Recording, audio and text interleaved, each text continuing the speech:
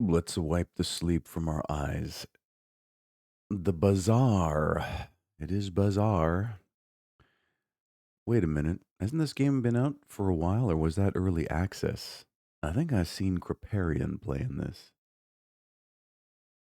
And it's kind of a unique take. We don't see that often, the claims of uniqueness. A unique take on card battlers or something. The Bazaar is a fast paced multiplayer roguelike where every new run is a new puzzle, and you know they respected the form because they capitalized roguelike. Choose from unique heroes, uncover powerful combos, and outwit your opponents in a dynamic, ever changing marketplace. Play at your own pace while discovering endless ways to win. Wait, it's fast paced, but play at your own pace. Okay. Came out on the 13th of August from Tempo, self published. They want, oh, I don't get to see the original price anymore? Wait, what's going on here? So are they claiming that the base price is 25.74, or is my plugin broken? No, because Steam should normally show the base price, right? That's weird. Anyways, $25.74, 3-day launch special. Okay, we'll let you get away with that one. It does require a Temple Games account. There are a lot of monetization options, $571 worth, although I'm not sure if these are distinct things. They might be. Yeah, they're backgrounds, and I'm not sure what album is. All right, so how do you actually play this? Collect exotic tools and weapons and strategically assemble them on your board, then unleash your arsenal against fantastical creatures and rival players. Hundreds of fully voiced unique encounters await adventurers looking to find fortune in the bizarre. Now, again, I talked about this before. This is what you have to do if you do a card battler. If you want to be competitive and engaging, it has to have that much chrome on it. It has to gleam in the burning sun of the games market of 2025. You got everything's got to talk and have sound effects and sparkle. It's otherwise you're done. You're toast. You're dead on arrival. Build your hero, guard your prestige. Choose from an expanding roster of heroes with 101 unique items, ever growing catalog of content. Plan your adventure on your own time. You'll face real players during your journey, turning encounters into unique combinations of planning and creativity. So it looks like it's kind of an auto battler of sorts, right? The cards have, what do you call these cards? Objects have sort of timers that fill up. And then when they fill up, they have effects that trigger. And then they auto battle. That's what it is, right? Whether you're building your board around one powerful item to crush your opponents in a single blow or orchestrating elaborate combos, this game rewards creativity and risk taking. No two runs are the same, and mastery comes from learning to adapt on the fly. But there's a ton of Aaliyah, right? There has to be. It has to be predominantly random chance. So even the greatest players will only ever have a 60, 55% win rate. I mean, that's the hard truth about games like Hearthstone and this. It's like your chances of winning if you're a good player should be 50-50. It's a coin toss. The same with the MOBAs and all that stuff. Like, and that's why people freak out about it. The Marvel Rivals, the Counter Strikes, the any of these games, you should have a 50% win rate as a good player. Anything above that, and you are exceptional. Anything below that, and you should probably be playing another game. Okay, I don't know if it's an auto battler. I'm really not all that interested, but it does look shiny. So here you go, kids. Wagotabi, a Japanese journey. This doesn't look like the Japan I remember at all. So is it in? So it's another one of those. You're gonna learn Japanese so that you can enjoy your favorite manga and anime without needing to turn on the subtitles or get a translation. I hate to burst the bubble, but learning Japanese is a lifetime's effort, and if you haven't started by the time you're 20, you're probably never going to get it. But here it is for you to try. Anyways, Wagotabi is an educational role-playing game teaching Japanese from the ground up. Immerse yourself in the language through interactive dialogues, quest solving, and puzzles, all while exploring Japan and its rich culture. Will you become a Japanese master? No, you won't. You won't. You will not. Came out on the 13th of August from Wagotabi Limited, self-published. There is a demo. They want 13 bucks for it. That's reasonable to start your language journey. Again, take it from me, I lived in Japan for a decade and I barely got a handle on the language, and it's not for lack of trying. It was just for the sheer xenophobia that I faced at every corner. Um, I'll tell you a quick little story. I used to work with a woman who had spent her whole life learning Japanese, and she was whatever the highest grade of fluency is. And I lost my backpack on the train in my first week there, like an idiot. I fell asleep on the train, left my backpack, jumped off the train at the station, and darn it, there went all my stuff. So I got this lady to help me go down to the Japan Rail station and ask for it at Lost and Found. It was there, but getting it was a pain. The fellow at the counter, two of them actually, an older man and I guess a younger dude, probably in his 20s. As soon as she opened her mouth to start speaking Japanese to them, this was a gorgeous, tall Australian fit woman. Um, they just couldn't wrap their brains around it. They just couldn't understand, and instead did their best to respond in broken English. And that was within my first week being there, and I realized, wow, if that's what's going to happen after spending a lifetime learning the language, I ain't about it. So no, no, and that's just an anecdote for you, just a little look behind the curtain. All right, role play in Japan. Personalize your experience, explore Japan, and talk Japanese with locals. Use your Japanese skill to progress in the adventure by solving quest situations and language driven puzzles. There are smart tests, the spaced repetition system, because that'll give it to you. Enables you to focus on words you struggle remembering. 16 different question types. Diverse mini games to help you learn and have fun. Learning kana and kanji has never been that easy. Smart dictionary. Fill your kanji decks. Non-exhaustive list of other features. And here's the stats as of now: 301 carefully selected words and grammar points, 151 kanji, 401 example sentences, 1,501 voiced Japanese dialogues, 251 unique non player characters, 301 teachers in 61 countries reviewing the game.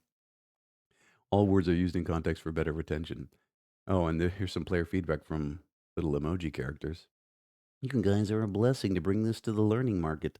I've been using some of the app's examples for my lessons, and my students are responding to them very well. Anyways, at best, you'll be able to put something in kanji or hiragana in your social media profile. Hey, it's there if you want it. Journey of Realm Dawn Dew. I am not this magical little white-haired girl, and looks like a classic platformer slash turn-based combat thingamajigger. Jor Dawn Dew is a 2D turn-based game with a box-like map. Okay. In the game, act due to adventure. Do you do the due, bro? On adventure, collect and freely choose your way of fighting. As the exploration progresses, deter the threat of the black beast tide and finally defeat the monstrous malice, because we can't have those black beasts in the neighborhood, you know what I'm saying? Came out on the 13th of August from Kongsei Studio and another indie. There is a demo. They want 14 bucks for this. I get it. There's an explorable scene, multiple fight ways. I figured this was Google translated. Extra combat modes, AI content. This game is handcrafted by a solo developer. Look at the insecurity. It's just, this is the box where you put in, I don't really believe in myself. Okay, well, good luck. What is this? Can we get a translation on this, please? Sorry, translation on aisle 10. Rescue quickly. Okay, that's the game. Is it one of those, is it sexploitation or is it an actual full motion video? It looks like there's a bit of sexploitation because it's Asian. I mean, they don't fully respect women yet. Ex-cop's life shattered when kidnappers take his daughter, implant a bomb, and force him on lethal missions with enigmatic allies. His choices rewrite destinies while unraveling a conspiratorial web. Came out on the 13th of August from some people in Asia. They want 13 bucks for it. Wow, it's bargain bin day. It really is. It's like I'm at the drugstore. There's that big barrel of games that no one's ever purchased, just sitting there shrunk wrapped, and they're all $3 each.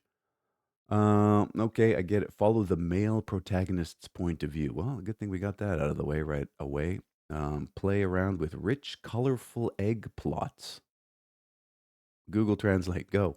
And diverse endings. And diverse, immersive, interactive content, secret room escape, road movie escape, casino storm, puzzle solving and exploration, real time, immersive, interactive, dot, dot, dot, dot, dot, dot, dot. Different styles of plot and interactive content complement each other. Follow the main character to experience diverse identity experiences. Wait, what? I get enough of that in North American social media. I'm good. Movie and TV class audition enjoyment. Well produced graphics allow you to immerse yourself. They're going nuts with immersion here. Multiple reversals and suspenseful storyline will allow you to explore the process. Will we get it though with a cross cultural connection? Combination of ideal and reality. The storyline is close to reality. No, no gamers ever lying in bed like this with a beautiful woman. Come on, what are you talking about? Allowing you to break through reality, punish evil, and be your own hero. And your choices will determine the fate of everyone in the development of events. Professional grade action direction. Attention of close combat, the power of 1 against 10. There's no power of 1 against 10. Ask Big Balls. Numerous action scenes. Each move is carefully designed to give you an immersive experience of fist pumping excitement. Hello, everyone. We are you. Oh my God. Goodbye. Naked loans illegal drugs. Wait, what? Hold on. The adult content description. The developer describes the content as follows. This game contains, in part, realistic violence, bloodshed, getting your head smashed off with a brick, violence, gang banging. Okay. Abuse, bullying, high impact violence or cruelty, mutilation, torture, crime, kidnapping, assault, gambling, rape, horror. Visa and MasterCard, could you get your team to review this, please? Abandoned factories, language, cursing and swearing, pornography, revealing clothing, halter top pajama. The fuck? Naked loans, illegal drugs, drinking of alcohol, smoking, illegal pain medications, illegal drugs, smoking. When they smoking was so serious, they had to do it twice. Illegal pain medication. Okay, they did it a bunch of times. Illegal drugs. Mention. Hey, are there illegal drugs in this game? I'm curious. All right. Well, there it is. Too bad there's no demo. I mean, good. Rescue quickly. Okay. Squiggle football. I don't know if I can go on after that one. I think that one broke me. Squiggle football, though.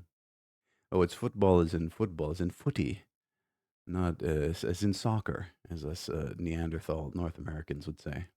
The Bush League. All right. Looks like a user interface simulator. Squiggle football is a deck building football management roguelike where you create a team and form powerful combinations of players, coaches, tactics, and culture.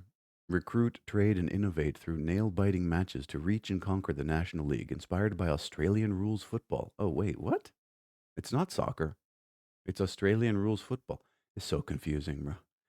13th of August was the release date from Max Barry and Nation States Pty Limited because they're serious about the game's business. There is a demo, thank goodness. They want $22 for it, and it's deck building roguelike Australian rules football. You don't have time for details. You're a big picture person. Choose who to sign, where they play. No contract negotiations, no crybaby players, no surprise injuries, no gameplay. Wait, what?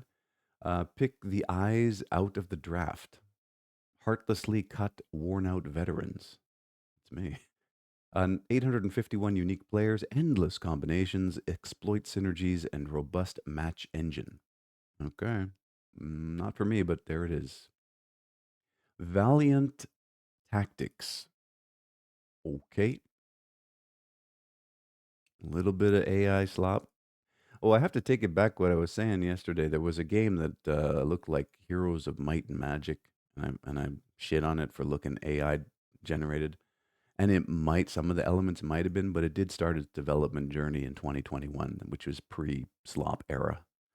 There's pre and post slop eras now. We are definitely in the post slop era. Valiant Tactics is a turn-based roguelite role-playing game without hit chance random number generation. Okay, so it's a perfect information game. I kind of like that. As a loyal knight, you will assemble a team of fearless heroes, grow their power, arm them with mighty artifacts, then confront and defeat the usurper who killed your king and restore the kingdom. Pretty generic, but all right. 4th of August was the release from Felid Entertainment and Indie.io. They want $20 for it. The king has been murdered, his throne taken by an usurper. Okay. You have a group of 5 adventurers, turn based tactics. There's 8 unique characters, 9 enemy factions, 10 boss fights, 40 dynamic events, 121 weapons and equipment pieces, 30 masteries and talents, and 10 difficulty levels for high replayability. Every attack hits. Okay, so they're taking the into the breach chess sort of approach. It's nice. So it's all about positioning and timing. Diverse tactical scenarios. You've got your team of heroes, armed for battle, make decisions, and no AI disclaimer. So we can just assume, I guess, if they don't put the AI disclaimer and they don't say it was made by a solo developer, then it was probably made by a team of hackers and generative AI, right? No demo, right? Okay, too bad. Blank underscore oh 01. What is this? Tasks. It's giving me PTSD for my work. I'm on a 2-week vacation right now, the first time. It's great. Feels good. Open the fridge. What's inside? Bunch of cans. Work. To do list. Chromatic aberration. Hurts my eyeballs. Eat, sleep, work, repeat. I think that most kids these days don't understand the third one. The other three, maybe. Came out on the 13th of August from In404, self published. It's free. Why? A short narrative driven experience about routine, isolation, and quiet horror. Oh, it's definitely a solo indie game developer, self inserting and projecting. You live in an ordinary house, you work a simple job, every day is the same until something shifts. 15 to 20 minutes of gameplay, minimalist visual style, no saves, that's all. Yeah, that's all. It's wild that we live in an era where you could put this stuff on Steam. Steam used to be a prestige storefront where you had to pass at least, even when they introduced the green light system, you had to pass through a very rigorous vetting process. Now it's just whatever. Just put it up there. Put up your existential crisis breakdown, mental breakdowns, work it. Night Crawler. Okay. And that's KN, Knight Crawler. It's not a game about fishing or stringing, taking paparazzi photographs. No, apparently it's, I don't know what it is. What is this exactly? It's ugly. Oh, it's probably got roguelike elements. No, this looks like an upgrade. Actually, you upgrade your sai to a scimitar. All right. Play as Cyrus, a medieval knight in this top-down action. Okay, this roguelike. Battle your way through endless procedurally generated dungeons, just random garbage. Filled with coins and weapons, discover rare, powerful modifiers and test your skills against a variety of deadly foes. Came out on the 16th of July from Taylor Connolly, fella who picked up a game engine and decided to slop something up on Steam for free. Their first game, probably, or maybe second. Nightcrawler top-down action roguelite. There are challenges, key features, and don't forget the credits. 4 people helped to make this happen, and I'm going on. Captain Firat, all caps. All right. Someone's first attempt at 3D modeling. That's crazy. That is actually insane. All right. It's what was that game that everyone was really expecting was going to be amazing and it just totally failed at launch? Was it Atlas? Is that what it was called? You're supposed to be able to create a pirate empire from nothing and build up ships and it was so horrific. The anticipation was so high. I remember staying up late on Twitch watching live streamers just pull their hair out at how horrific the game was because they couldn't stake their careers on it. The world is a vast, beautiful, and dangerous place. That's true. The real world. This world, it's kind of flat, ugly, and looks boring as hell. Punch some trees, build some ships. Especially if you're stranded on an island full of cursed skeletons. Why not just play Sea of Thieves? Find a way to escape from this island together with the villagers on the island. Came out on the 15th of July from Firat Ozdemir and Admiral Games. And it's free, I figured. Why? Uncover the mysteries while playing through the story. Who did this to you?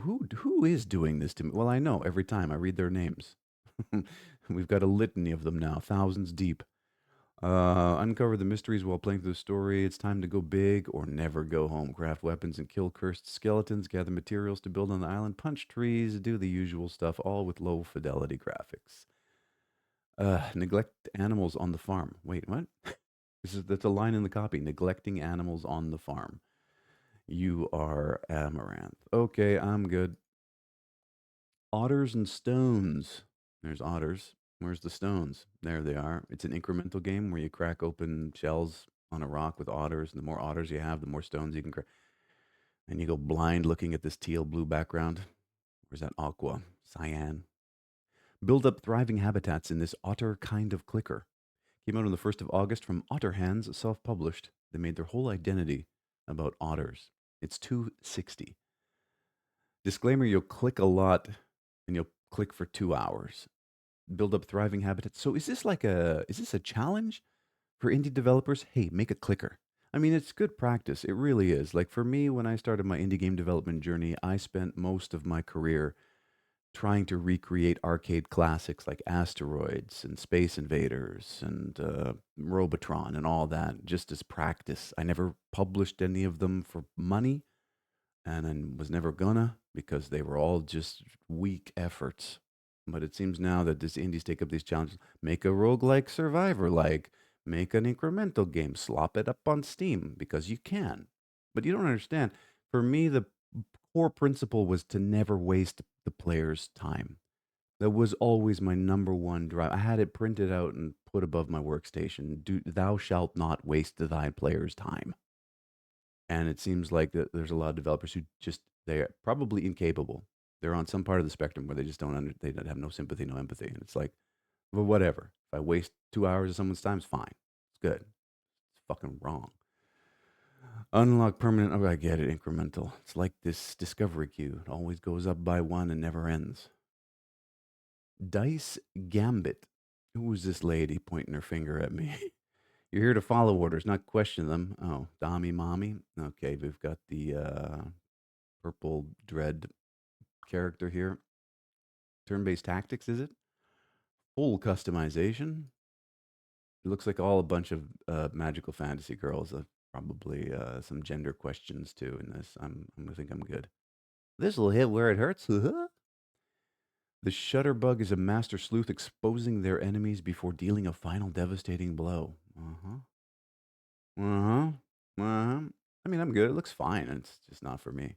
Shape and lead your own fully customizable and debt-ridden family of inquisitors in charge of hunting the chromatic monsters infesting the city. Unlock unique abilities, hang out with eccentric nobles, learn the secrets the city holds while occasionally delivering ice cream. This is someone who was 100% raised on anime. 100%. Came out on the 14th of August from Chromatic Inc. and Spell Collective and Whisper Games. There is a demo.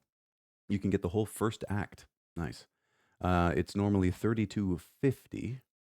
We're a small team. Again, here's the insecurity writ large.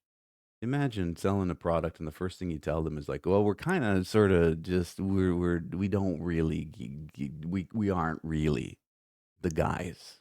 We're getting there, but please." It's a cry for help. It's sympathetic appeals to emotion. Anyways, boundless customization, eccentric city of nobles, turn-based tactics with a dice twist. To join us on our Discord, I will not. Spores of Fortune.